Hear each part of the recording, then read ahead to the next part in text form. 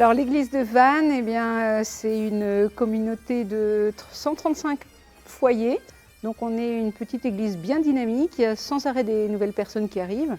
Il faut dire aussi que Vannes, c'est une zone où il y a toujours beaucoup de gens qui viennent, souvent pour prendre leur retraite par exemple. C'est une ville qui attire beaucoup, parce qu'on a un super climat ici dans le Golfe. Et donc il y a des passages, quoi. Et donc on voit arriver sans arrêt des nouvelles personnes, que ce soit des protestants qui viennent en Bretagne, ou alors il y a aussi des Bretons qui sont peut-être d'autres communautés chrétiennes et puis qui viennent par curiosité, qui poussent la porte et puis qui s'installent plus ou moins durablement chez nous.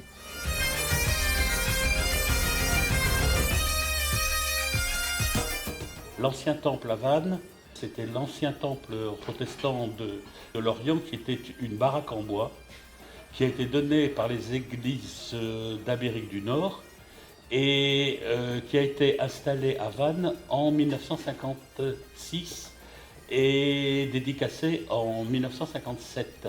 Et dès 1980, dès les années 1980, on a commencé à se poser des questions sur le temple c'est bien, mais il ne va pas durer éternellement. À partir des années 2000, les choses se sont un peu empirées pour la baraque, puisque cette baraque n'était plus du tout aux normes.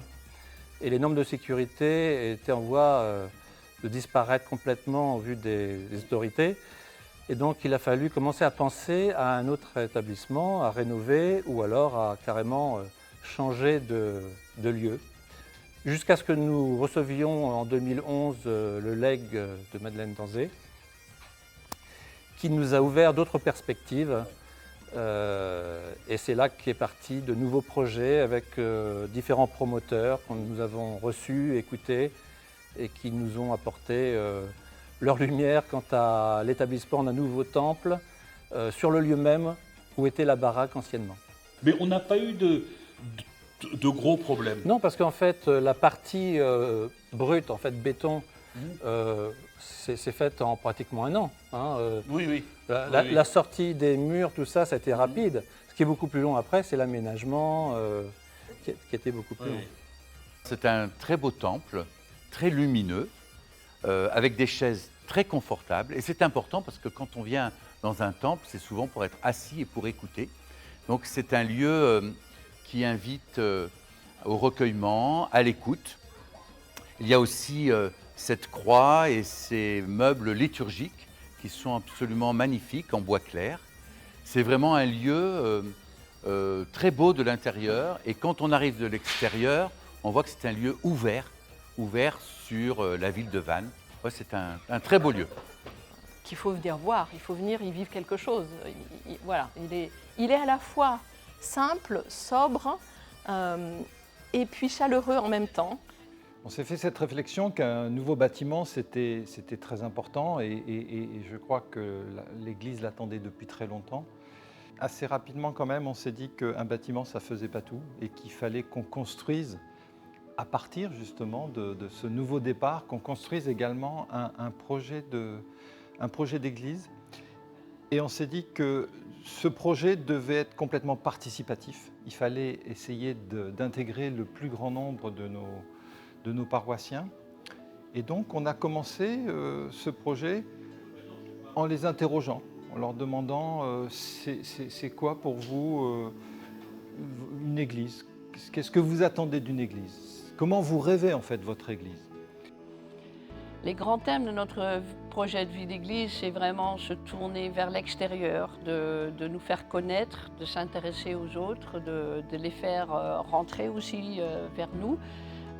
Également créer des moments de culte autrement, de façon à ce que ceux qui ne connaissent pas le déroulement habituel d'un culte puissent quand même se sentir à l'aise et qu'ils comprennent un petit peu ce que c'est un culte. Et on a vraiment cette envie-là justement d'aller vers l'extérieur, de créer des liens avec des passants. Et on a pu le constater encore ce matin que des personnes qui ont assisté à un événement ici, qui ont dit « mais qu'est-ce que c'est merveilleux, je n'ai pas mis un pied dans une église depuis très longtemps, mais là j'ai envie de revenir ». Et ça c'est juste parce qu'ils sont passés par là et qu'ils ont eu envie de nous rencontrer. Donc oui, ce nouveau projet ce nouveau temple va vraiment nous aider dans notre projet de vie d'église. Ce bâtiment, ce temple, manifeste cet accueil.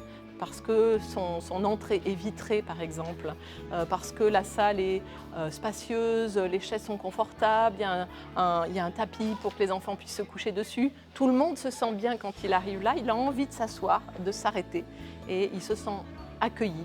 Il se sent accueilli pas seulement par des bâtiments, mais par une communauté qui veut vivre cet accueil.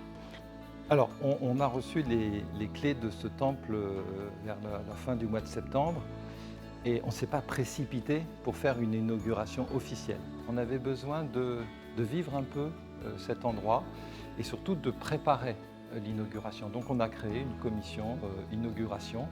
Les festivités, en tout cas, de commencer 2 semaines avant la date du culte de dédicace, principalement pour vraiment créer un temps festif tout autour.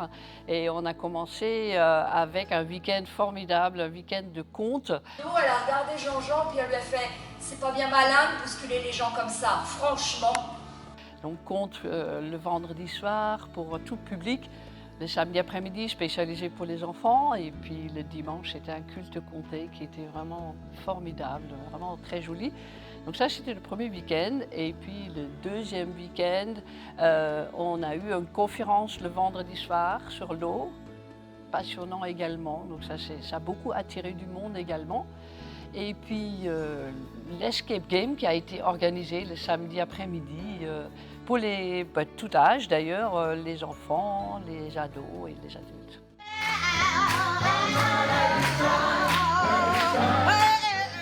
Ensuite, nous avons eu également un gospel avec 2 chorales qui sont venues chanter pour nous, 2 chorales de Rennes ainsi que des élèves de l'école de Nantes. Puis des conférences, les expositions, une exposition sur la foi comme celle qui est derrière moi, et une exposition sur le protestantisme qu'on trouve dans l'accueil. Et ces expositions, on a voulu qu'elles soient disponibles et accessibles. Comment on peut accueillir, par exemple, le samedi matin, de faire un accueil tous les samedis matins ici pour toute personne qui a besoin d'être écoutée et d'être rencontrée. Et voilà, cette communauté qui est dans l'accueil et propose un dialogue, propose un cheminement à chacun, chacune, à son rythme, comme il peut, comme il veut, selon ce que le Seigneur lui donne à vivre. Un culte de dédicace, c'est un culte qui est dédicacé à l'inauguration d'un nouveau temple. Dédicacer un lieu de culte, c'est dire merci, c'est rendre grâce. Et c'est dire merci à celui qui a donné ce lieu. Alors, par la foi, nous disons que c'est Dieu qui a permis, grâce au travail d'hommes et de femmes, que ce lieu existe. Alors la dédicace de ce temple à Vannes, c'est d'abord une grande joie et une grande émotion. Une grande joie parce que c'est pas tous les jours qu'un temple sort de terre en France et en Bretagne en particulier. Alors, pour la communauté, il y a eu un gros effort. Et certains peuvent le vivre comme une fin. Mais dans la foi chrétienne, c'est dans la fin que naît le commencement. C'est maintenant que ce temple va accueillir des personnes nouvelles, des personnes anciennes, des personnes qui vont découvrir la foi, des personnes qui vivent leur foi depuis très longtemps.